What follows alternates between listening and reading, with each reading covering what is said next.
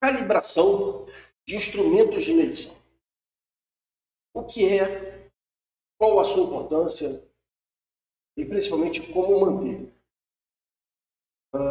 Eu sou Marcos, estava na metrologia. Sejam muito bem-vindos à Metrologia na Prática.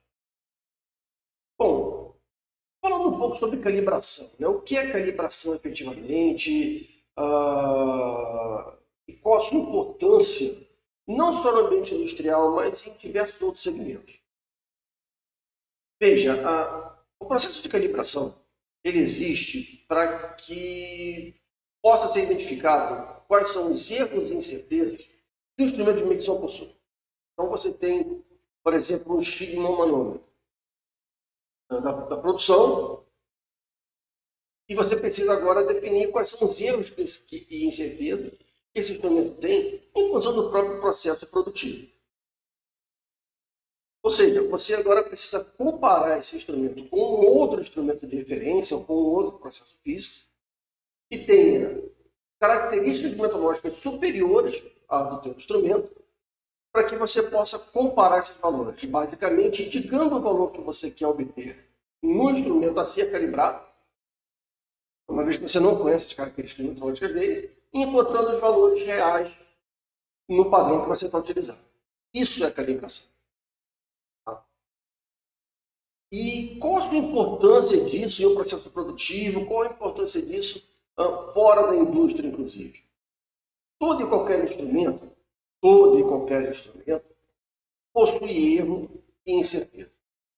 Seja um manômetro, um medidor de temperatura, um esfigmomanômetro, uma bomba em posto de gasolina, uma balança em supermercado, todos os instrumentos possuem erro. E você precisa conhecer esse erro para que você possa corrigir o valor que o instrumento está indicando de forma a obter o valor real. Então é para isso que existe a calibração. E esse valor, ele pode estar ou não dentro de uma tolerância de erro do próprio instrumento, como pode estar fora também. E a partir do momento que você tem conhecimento desse erro, como eu disse, você corrige o valor e sabe exatamente o valor que é aquilo que você está pesando, que você está medindo, enfim, tem. Isso é fundamental em processos comerciais, okay? Bombas de combustível, balanças de supermercado, como na indústria também. Uma vez que você garante o que você está produzindo dessa forma.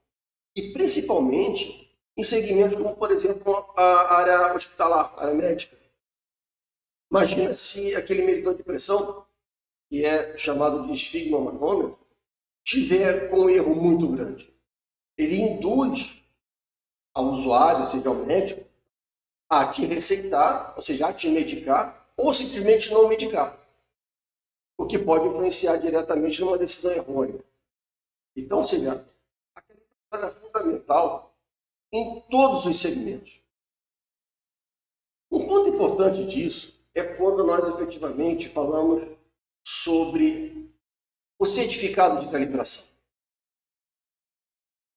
Qual a periodicidade desse certificado de calibração? Quanto tempo ele vale?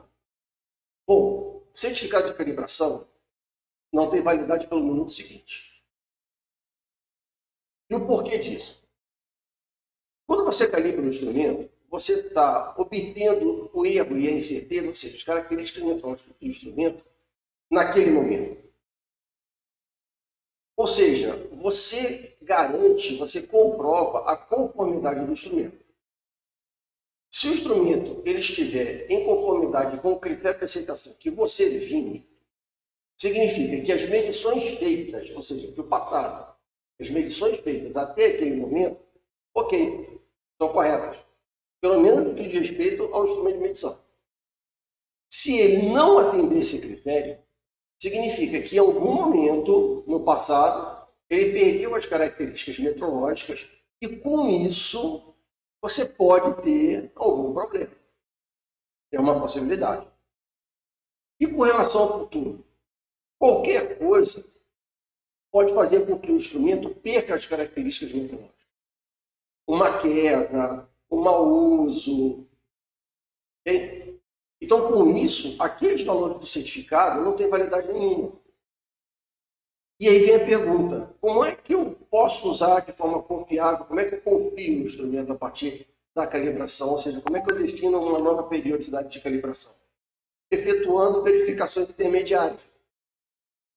Ou seja, dentro de 30 dias, 60 dias, 90 dias, é fundamental que se faça comparações com outros instrumentos, não necessariamente com padrões, mas com outros instrumentos com no mínimo as mesmas características meteorológicas, para que você possa comprovar que o instrumento ainda está com as mesmas características do momento da calibração.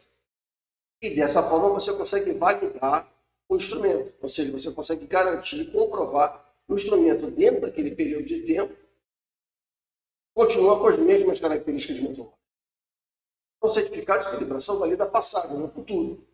E quando você determina 1 ano, 6 meses, 2 anos, um periodicidade de calibração, volta a dizer, ele é fundamental com que você determine e que execute essas verificações intermediárias, essas medições intermediárias, comparando os valores que você está obtendo com o valor do certificado.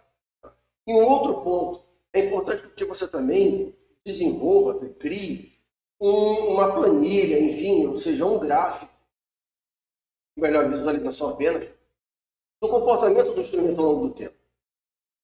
Veja, você tem a calibração do instrumento hoje, ok? Você tem um valor para aquele ponto. Se numa verificação intermediária você observar que esse ponto subiu levemente, mas continua tendo as características meteorológicas, ok?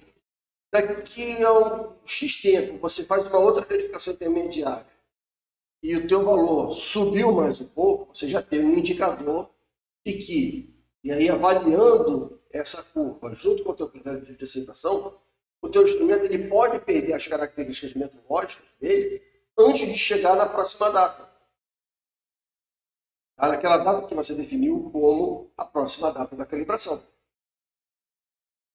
Okay? Então, veja, é fundamental a realização das verificações intermediárias nos instrumentos. Esse vídeo curto, grande abraço, nos vemos em breve.